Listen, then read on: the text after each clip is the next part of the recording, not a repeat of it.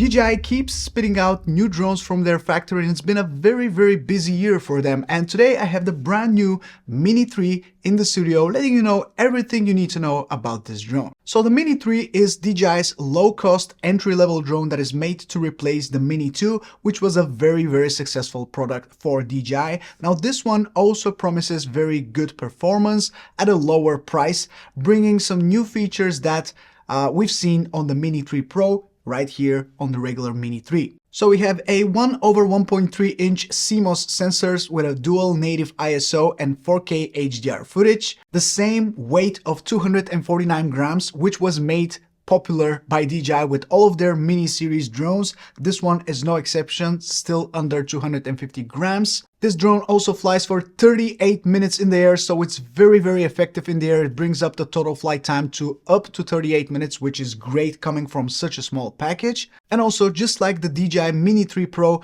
this drone also shoots in vertical mode, meaning that you can shoot all of your videos, all the quick shots, everything you want in vertical mode to post it on social media like TikTok, Instagram, and all of the other ones. The drone shoots up to 4K 30 frames per second videos, it shoots RAW photos, it has a level 5 wind resistance similar to the Mini 3 Pro, and also has a maximum flight transmission up to 10 kilometers by using the OcuSync 2 transmission system.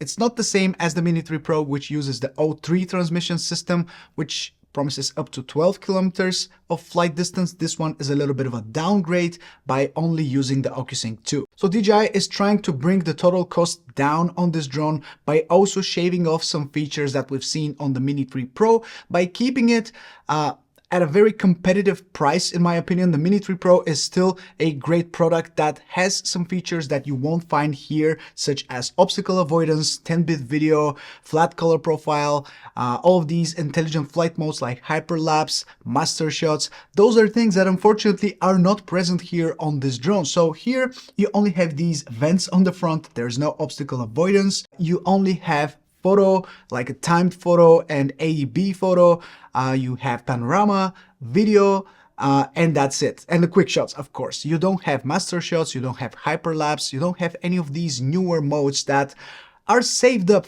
for DJI's more expensive lineup. This drone doesn't have all the latest bells and whistles that DJI has to offer on their more expensive quads. However, this is made to create a very low barrier of entering the drone hobby for everyone looking to buy their first drone, providing some great, crispy, smooth, I would say very high quality footage in 4K to everyone looking to fly their very first drone. So after flying this drone a couple of times in a very moody environment where you have a lot of fog, it's almost on the brink of starting to rain, the light is just terrible, everything looks dark and moody. I actually kind of enjoyed that because there was no sunlight whatsoever. It was just always a diffused light from the clouds.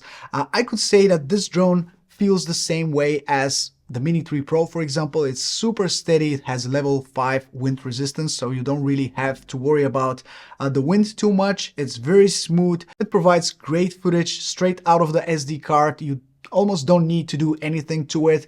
Of course, it's just me that always wants to put a little twist on the image, but you can still use the image as it is straight from the SD card and you will be happy with it because it's very crispy. It has a lot of detail. Yes, it doesn't have a flat color profile, but for some people that's really not necessary. So I had to put myself in the shoes of a beginner and use it in a way that a beginner would use this drone.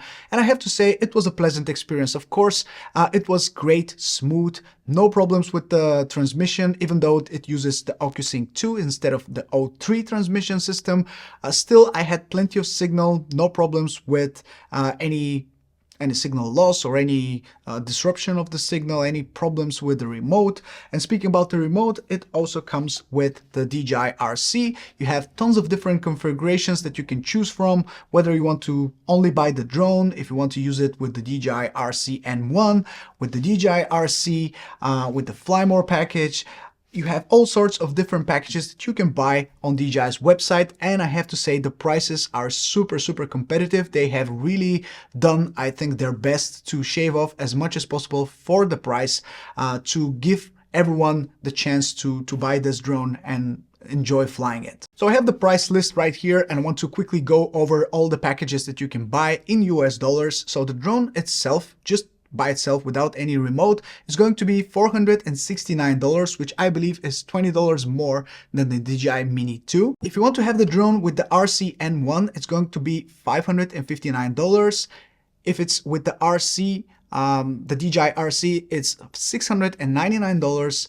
$718 for the Fly More combo with the RC-N1, and the Fly More combo with the DJI RC is $858. The Fly More kit gives you 2 more batteries, so 3 in total as usual. You have a shoulder bag and some spare props. For anyone looking to buy this drone at the lowest cost possible, I would advise you to definitely go for the Fly More combo, as it's going to provide you 3 batteries in total for up to 38 minutes of flight time per battery, which is insanely good, and get it with this remote right here, the DJI RC-N1. I'm still a big fan of the DJI RC, however, I think for a beginner who is just starting out with drones, this is going to be more cost effective, and it will give you a good experience while you use it with your phone and still give you a great experience for flying the drone. Now, if you're a complete beginner and you've never flown a drone before and this is your first one, you might want to check out DJI Care Refresh, which is their warranty service for anyone looking to have a little bit more peace of mind knowing that even if they crash their drone, they can get a replacement from DJI for a small fee. I will put the prices on the screen. I think it's a great investment for, you know, just flying freely and flying with a little bit more peace of mind, knowing that whatever happens, you can deal with it, and you will have a drone to fly a little bit later again. Now, looking at the Mini 3 Pro and the Mini 3, comparing them directly, there aren't that many visual differences between the two at a first glance. Of course, the most important one that you normally would notice straight away is on the front here, where you have obstacle avoidance on the Mini 3 Pro, and on the Mini 3 you don't have it. You only have those vents which are almost transparent, and you also have these sensors for the back on the Mini 3 Pro for, again, obstacle avoidance, which you don't have here on the Mini 3.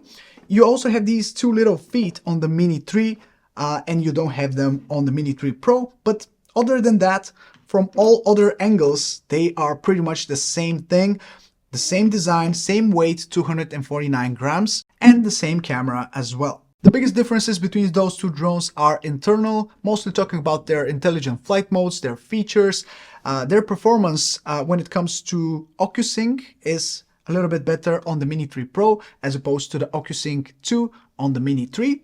However, they are very, very close. I'm going to put a link in the description both for the DJI Mini 3 and also for the Mini 3 Pro. I think both are fantastic choices, but are geared towards a little bit different groups of people. Now, this one, the Mini 3, is for complete beginners, for people who are new to the hobby, who don't have high requirements of different flight modes and different features, because they're still new to all of this flying thing, and they're just looking for ways to capture their favorite moments and share them with family and friends. The Mini 3 Pro on the other side is still great for beginners. However, if you're not a complete beginner, you have a little bit more experience, or you're just looking for a more portable tool in your bag, then this will give you 10-bit video, this will give you flat color profile, more intelligent flight modes to play with, and it's still going to be relatively cheap compared to the big drones that DJI has. So both are great, but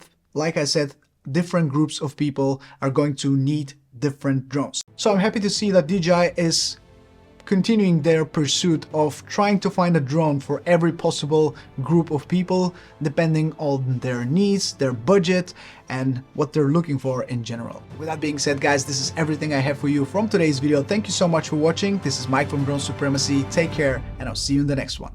Ciao.